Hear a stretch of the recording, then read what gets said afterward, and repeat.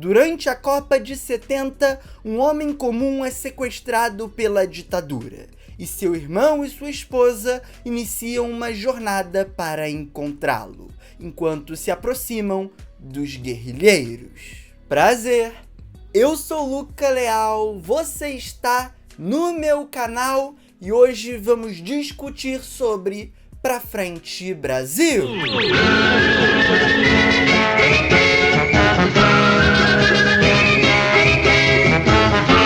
Lançado em 1982, Pra Frente Brasil é um filme de Roberto Farias e um filme extremamente corajoso. Um longa que fala abertamente sobre a ditadura, lançado ainda no regime. Mesmo no período da reabertura, ainda havia censura. Não à toa, o filme saiu de circulação pouquíssimo tempo depois do seu lançamento. E eu começo destacando esse aspecto porque, de certa forma, é até comum você ver filmes mais críticos lançados no período da ditadura. O próprio cinema novo ou cinema marginal foram movimentos que ganharam muita força durante o regime militar.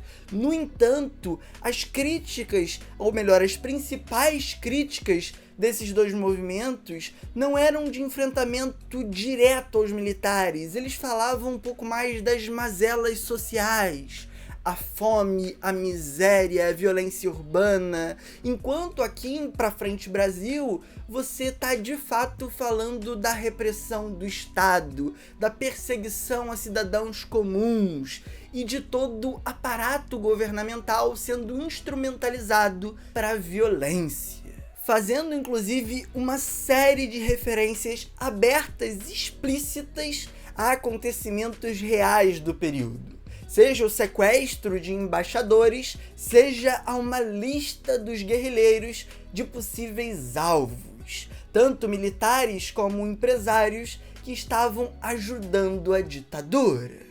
Então, todos os podres do período aparecem aqui em tela e de maneira muito explícita.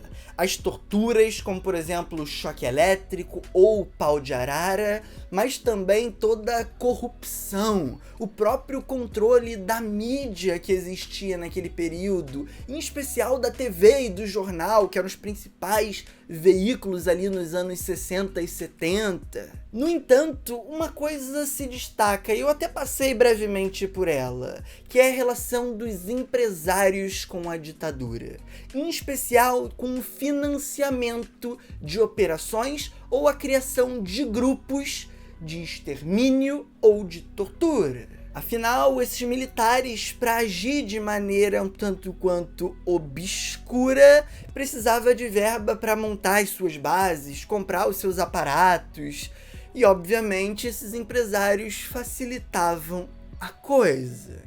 E eu coloquei as aspas ali porque não é como se isso de fato fosse escondido. Era praticamente um programa do governo essas coisas. A grande questão é que não havia uma coragem de assumir o que estava fazendo.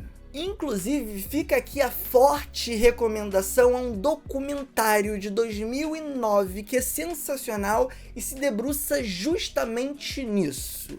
A influência dos empresários na ditadura e como, por conta deles, a repressão só aumentou.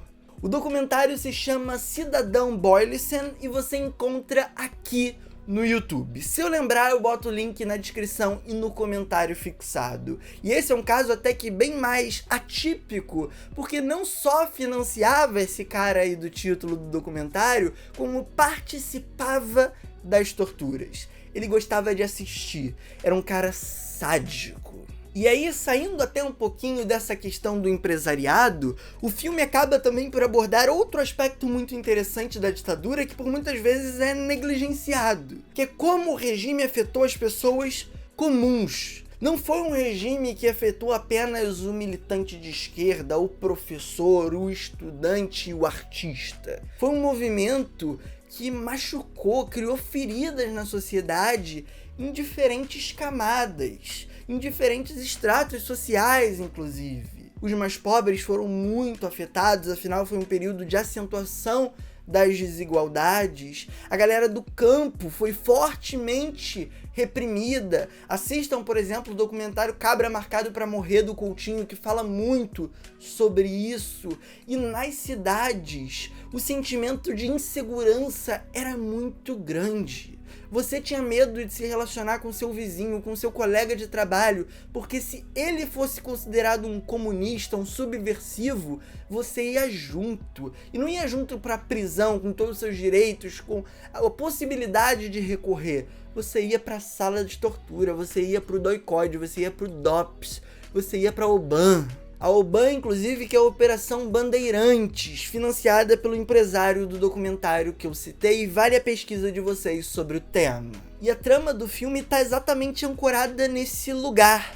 Um cara comum que, por estar no mesmo carro de um subversivo, acaba sendo raptado, torturado para confessar algo que ele nunca fez, para entregar comparsas que ele nunca teve, e a sua família fica às cegas, completamente sem referência de onde tá aquele cara. E o seu irmão e a sua esposa vão justamente fazer esse trabalho de investigação, mas a ditadura não gosta que você questione, a ditadura não gosta que você pergunte.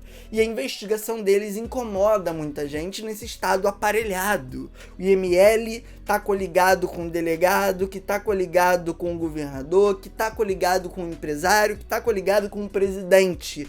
Tá tudo conectado. Esses caras sempre se ajudando e sempre se protegendo. E é muito legal acompanhar a condução do Roberto Farias a toda essa história de injustiça, de vingança, porque ele acaba optando por um caminho um tanto quanto tradicional, de criar um thriller policial / político muito ancorado no suspense. E com isso logo ele fisga o público.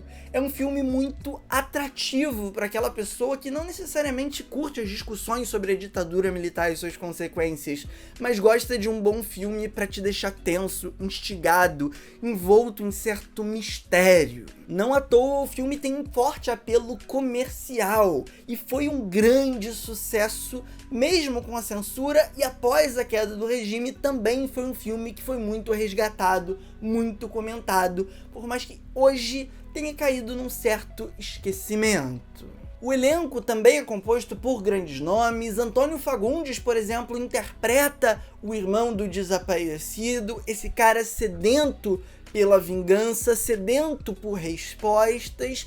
E isso tudo tá no contexto da Copa de 70, a Copa que o Brasil venceu a Itália no Estádio Azteca, para onde toda a população brasileira do período estava com suas atenções voltadas. O que cria também dentro do filme toda uma relação do que de fato interessa as pessoas, do que de fato interessa o povo, mas principalmente como o esporte, o futebol, pode ser instrumentalizado para determinados malfeitos. Inclusive, recentemente a gente viu isso com, por exemplo, o Catar sendo escolhido para sediar uma Copa, num claro movimento de limpar a barra do país.